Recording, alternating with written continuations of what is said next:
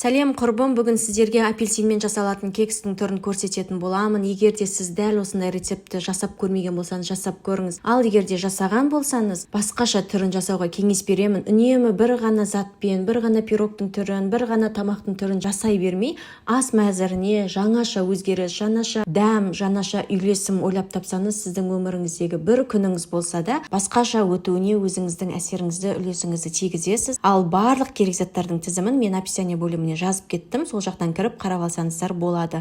Пирогтың иісі, дәмі барлығы өте ерекше және ең бастысы жұмсақ болып піседі. Міндетті түрде дәл осы рецептпен жасап көріңіз. Ең алдымен біз апельсиніміздің сыртқы бөлігін алып аламыз. Қатты ашып тастаудан қажеті жоқ, тек жұқа етіп алсаңыз болды.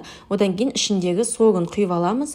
Жаңағы біздің араластырған қантымыз, сұйық майымыз, жұмыртқа қосылғанның барлығын бір ыдысқа салып араластырып, үстіне ұнымызды қопсытқышпен бірге араластырып, бөліп салатын боламыз. Барлығын бірден салып жібермеңіздер, бөліп қажетті мөлшерде салып отыратын боласыздар.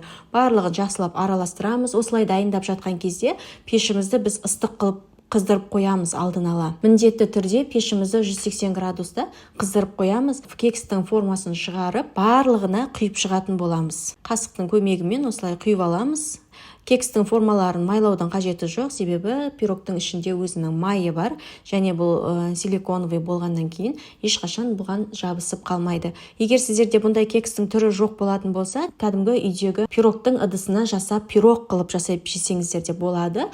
Болмаса менің басқа да осы апельсиннен жасалған рецепт бар, пирогқа арнайы түсірілген, соны көрсеңіздер болады. Және құрбым менің каналыма тіркелуді ұмытып кетпеу, себебі ол жақта басқа да ерекше тағамдардың түрлері, салаттар, сонымен қатар бір жасағаннан тәтті дәмді болып шығатын тәттілердің де түрлері бар. Міндетті түрде тіркеліп қоңырауша белгісін басуды ұмытып кетпеңіздер.